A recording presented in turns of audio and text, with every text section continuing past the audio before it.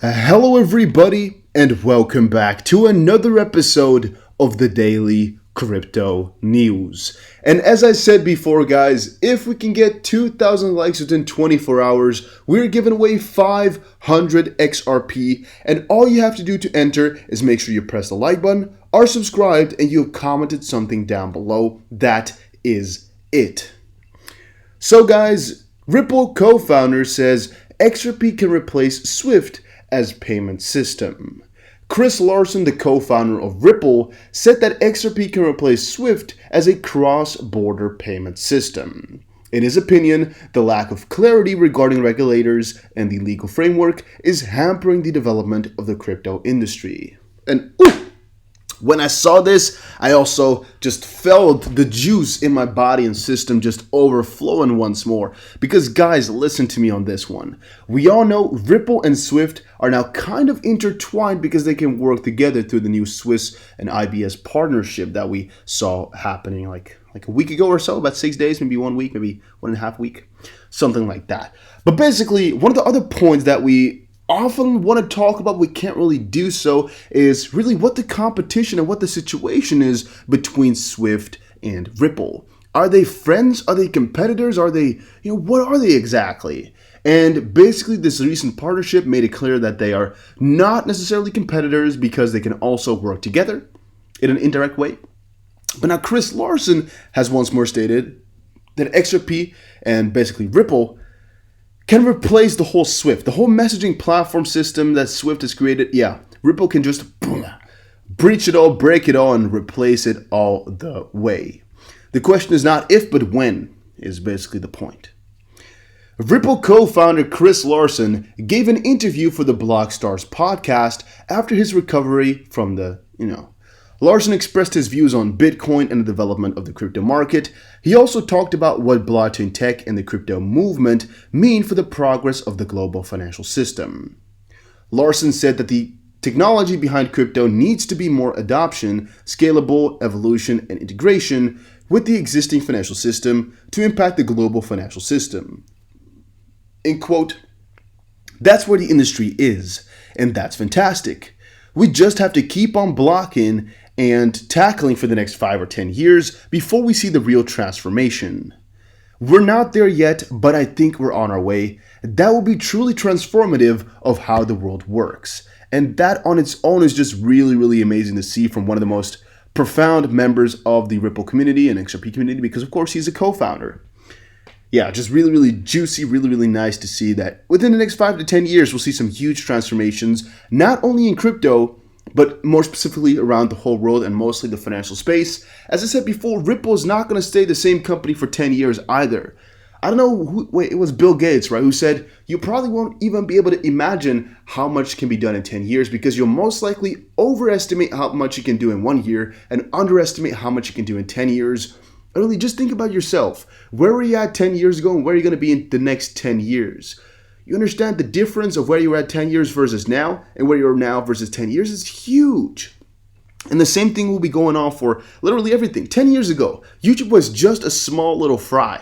All right, I was making videos that got like 300 views each. And sometimes I think back, like if I were just continue, I would have most likely made it big that way, by the way. But just relating back to it, 300 views was so huge. I was always like, man, all these people were like, how are you doing it? And now, if you get 300 views, people are like, who is you, right? Who are you if you tell your friends about it, that is, right? Not just versus the internet. I'm just talking about if you were to tell your friends you were on YouTube, they would be like, oh man, is that it? People can see you on there that way? That's how it works? Man, that's crazy. And you got more than some random people are watching you too? And you had to explain it to them, right?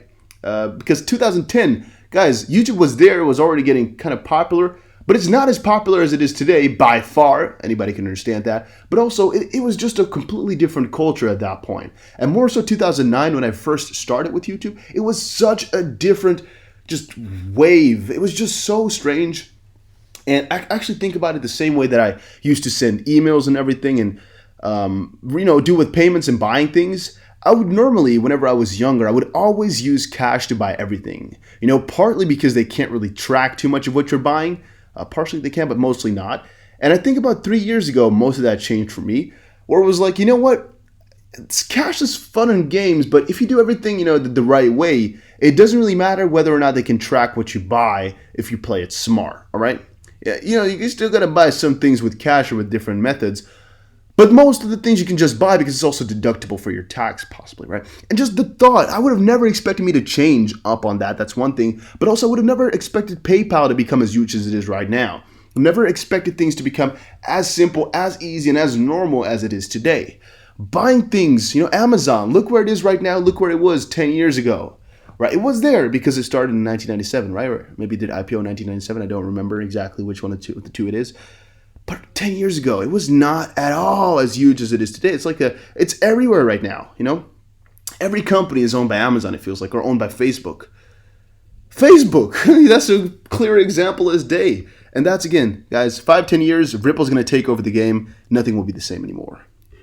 XRP is an alternative for Swift. By the way, another one, 10 years ago, crypto wasn't even there. All right, it's a little bit over 10 years, but you guys get the idea.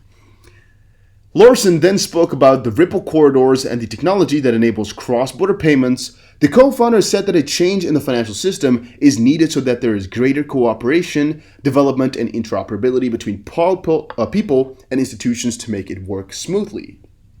That affects everyone, not just people who transfer value. It also affects you because it slows down the potential of billions of people who participate in the global economy. It creates businesses that are basically stillborn because they cannot succeed in a world where moving value is this slow, this expensive, as we see it in systems like Swift.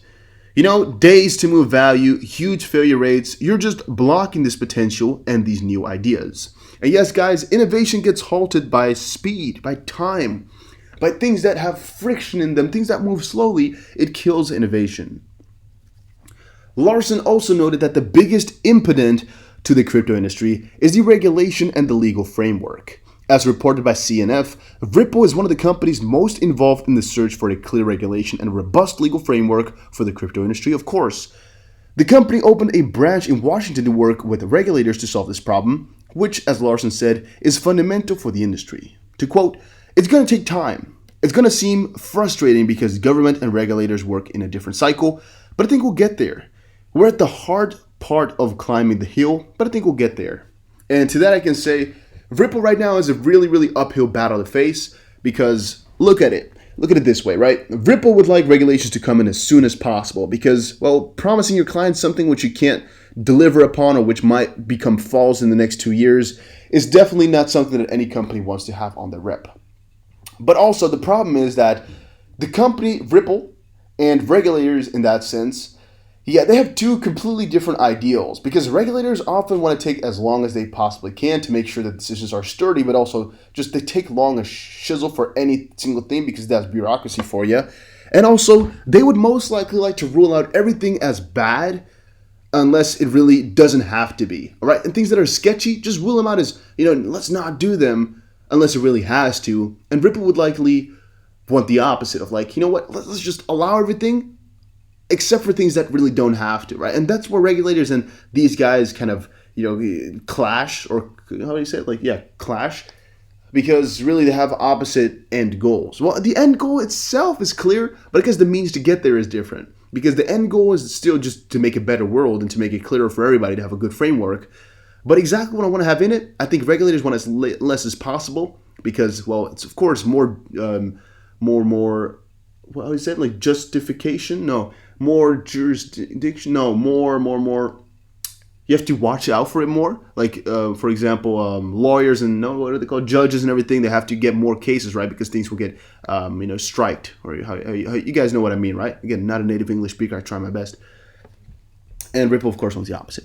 And again, the last part here is about a 51% attack. But again, finally, Larson discussed the potential of XRP to replace Swift payment system. Larson said that technology behind XRP would be a viable alternative to the traditional system, as opposed to proof of work, yada, yada, yada. Bitcoin can be 51% attacked. XRP can't, which is really, really good. And XRP is really a dependent system to get this on. Then one thing I just saw, I don't know if I can show her face, but anybody who dares strike me down because I don't give a shit.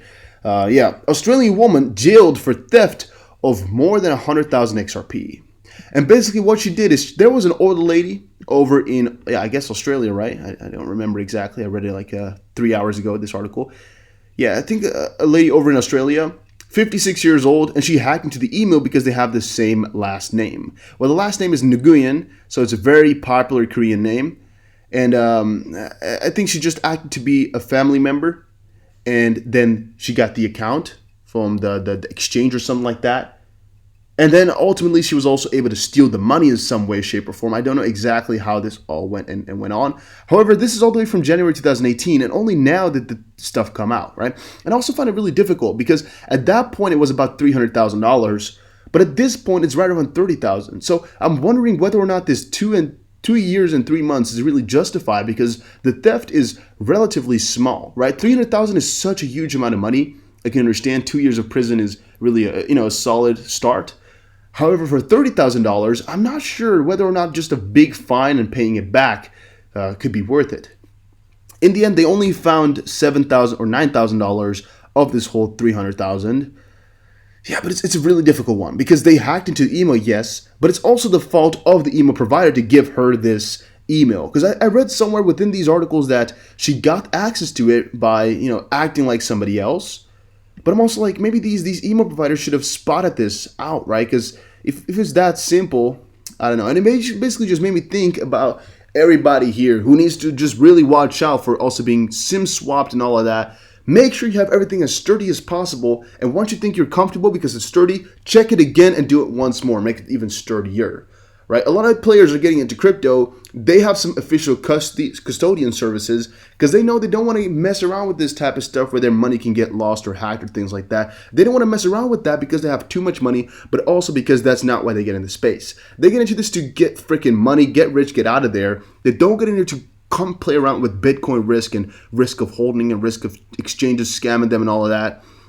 But exchange scams, Bitcoin scams, crypto scams, YouTube scams, Twitter scams are getting bigger and bigger and bigger, and most likely will get bigger until the lawsuit from Ripple and YouTube kind of comes out. If YouTube, of course, loses, well, Twitter is going to be next, and a couple of these other platforms are going to be next on the pipeline because they are also condoning or allowing all of this scamming to go on. With Twitter, I find it a little bit more difficult because it's so like 18 plus, or at least 17 plus. Twitter, it's already like, and Twitter is more so a, it's your own risk type of platform where a lot of things are just allowed. With YouTube, it's like if you say a couple of curse words, you're done, you're over, right? If you mention the big, situation that's going on right now in the world, yeah, sometimes your videos are just messed up right now, or some controversies you get messed up. With Twitter, there's a couple, all right? A couple of things you can't really post because they ban it instantly, but it's a lot more free than YouTube is. Which is also why I find it a little bit more difficult, because if they were to ban a lot of these scams, not impersonations, but just traditional scams, like, hey, you send me one, I'll send you back, those types of things, if they weren't impersonating, I don't know if it shouldn't be allowed. It's really, really difficult. You can report it and they will get it away, but how can they get an algorithm to ban it all? It's really difficult to search for it. They went to ban the Bitcoin in the tweet themselves, but what more can they do to spot them all out? All they can do is get more manpower in, but what else? And that made me think about it because I really don't know. And now in the end, guys, a lot of people are getting scammed like crazy, and also a lot are really, really hoping for a huge breakup right now in crypto. I was also looking up like how many people are getting scammed. Here it says in 2019, about $4 billion worth of crypto got scammed for the people, which is just really crazy to think about. Really, really insane, but I really do believe it because people do get scammed quite often. But yeah, basically watch out for all your money, guys. People are getting into the space, so please make sure you follow the rules, follow the guidelines, and keep your money safe. Maybe buy a ledger, links in the description below. Maybe go for some software wallet like Exodus to just keep on your computer. Maybe buy another different hardware wallet. I don't know what you want to do, but all is fine as long as you stay safe with it. And I'll see you guys again in another crypto video, guys. Take care and have a very, very jolly, juicy old day.